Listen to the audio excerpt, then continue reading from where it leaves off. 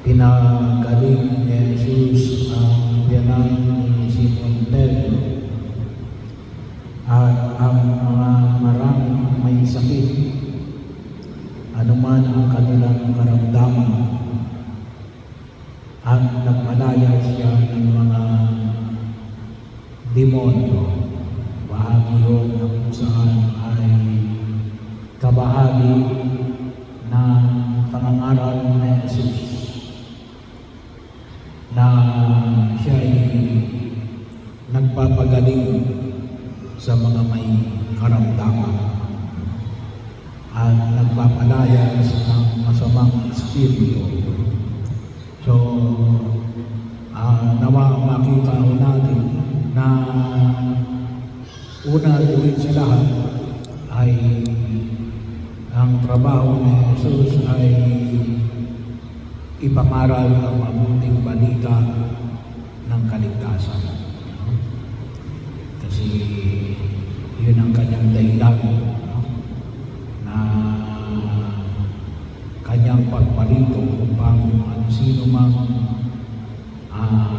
makapakinig at sumampalataya ay magkaroon ng buhay na walang hanggan. Yung pagpapagaling sa mga may sakit at pagpapalayas ng masamang espiritu ay bahagi po ito ng, kung tawagin natin, ay pinapangalawahan lamang niya na ang kanyang mga ipinangaral ay hindi lamang, kung tawagin natin, ay mga salitang walang laman. Ngunit mayroong kaganapan.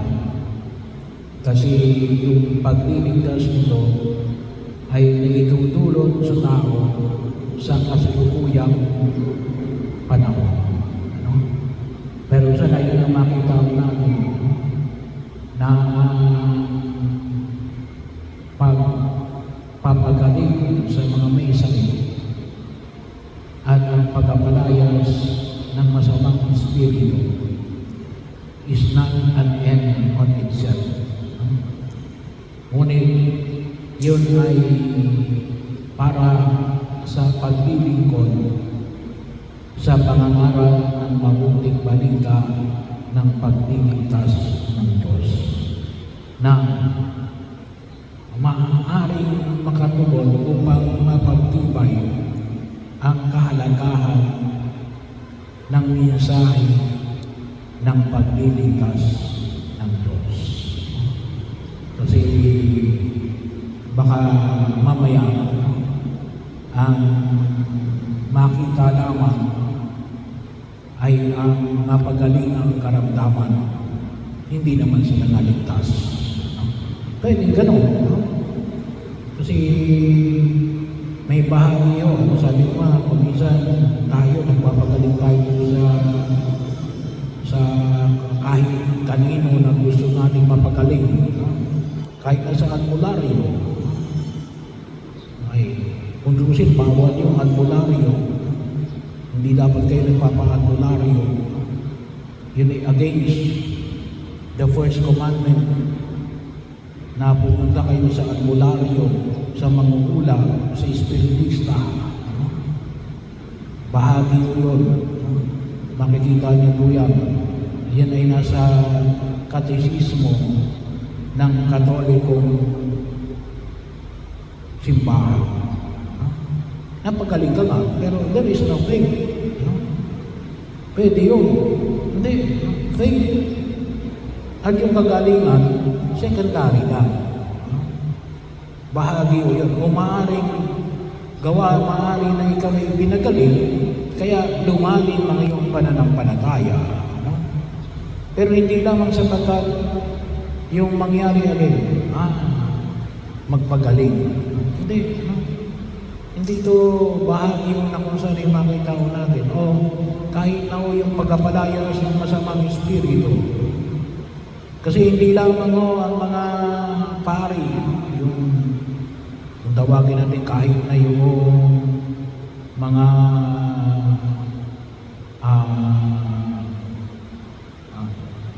tinatawag nating mga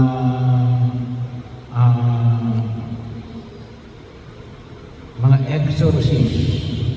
Nabanggit ko sa inyo na ako isa sa mga exorcist. No? Hindi lang ko yan ang pwede magpalayas. Pwede rin ang magpalayas ang demonyo. Na pwede rin magpalayas ang kanyang kapwa-demonyo. So bahagi ko yun. Kaya, pero pwedeng mapalayas ang demonyo, pero maaaring walang pananampalataya. Hindi ho. Yung pagpapagaling sa mga may sakit at saka yung pagpapalayas ng demonyo ay para mapagtibay yung mensahe ng pagliligtas ng Diyos. In the service, para tayo manalig kay Jesus. Kaya baka mamaya, maloko tayo, napagalingan tayo, pero nawala naman tayo ng pananampalataya kay Jesus. Napalayas yung masamang espiritu. Pero hindi ka naman nagsisimba. Walang naidagdag. Ano yun? Kung tawagin natin. Hindi yun ang dahilan kung bakit sa Jesus ay nagpapagaling sa mga may sakit at nagpapalayas ng masamang espiritu. Yun lamang ay para pagtibayin na alin. Yung sinasabi na Jesus ay paniwalaan natin. Kasi may epekto. Yun ay para sa paglilingkod sa pagpapahayag ng mabuting balita ng pagliligtas ng Diyos upang maniwala tayo. Yun ang pinakamahalagang biyaya at yun ang pinakamahalagang milagro. Yung pananalig natin sa Diyos at pagbabago ng ating buhay. Yun po nawa ang huwag natin kalimutan. Kasi may mga tao gumaling sa kanilang karamdaman, pero wala roon ang kaakibat ng pananampalataya. Ay, yun po ay kung tawagin natin misleading. Pangalawa, yung tunay na pinagaling ng Diyos, maglilingkod. Katulad ng biyanagin sa Pedro. Pinaglingkod. Kung turusin nga po rito ay kaagad. Kasi nakita niya yung siya'y pinagaling ng Diyos. Kaya bahagi yun na makita ko namin na yung biyaya ng kagalingan sa karamdaman at pagpapalayas ng masamang espiritu. Yung pananampalataya natin yan dapat tumulak sa atin tungo sa paglilingkod. Kasi kung hindi yan tumulak sa ating paglilingkod, ay kulang yung kahalagahan at hindi natin naiintindihan.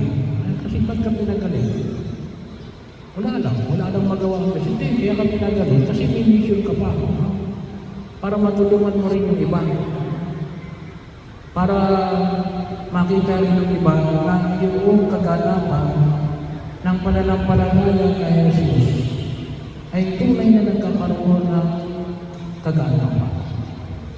Tunay na nagbabago sa buhay natin sa daigdig na ito. At kung tutusin nga anong tawag natin doon, pinapakita natin yung kaganapan ng pag-ahari ng Diyos. Maaaring nga hindi ka naman makagagawa ng himala katulad ng pagkapagaling sa mga may sakit o di kaya ay magpalayas ng masamang espiritu. Pero baka sa pamagitan ng iyong paglilingkod, makita nila na narito yung pagkilos ng Diyos sa buhay natin. Kaya tunay na pananampalataya natin paglilingkod. Doon dapat makita natin yung ating pananampalataya na nagtatapos sa paglilingkod. Kasi kung hindi, ay ang tawag na natin nila yung ugkaw. Walang laman. Bola lamang na puro hangin.